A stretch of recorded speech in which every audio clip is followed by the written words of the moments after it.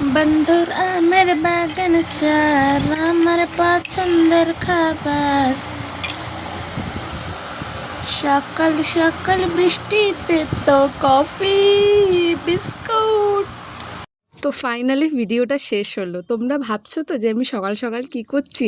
আমি হঠাৎ ভিডিওটা এডিট করতে গিয়ে দেখি আমি এরকম পাগলের মতো জাস্ট ভুল বকেই যাচ্ছি। আরও অন্যান্য ভিডিওগুলোতে যদি শোনো না তোমরাই পাগল হয়ে যাবে। আমি নিজে বারবার শুনছি আর বারবার হাসছি যে আমি কি করছি এটা।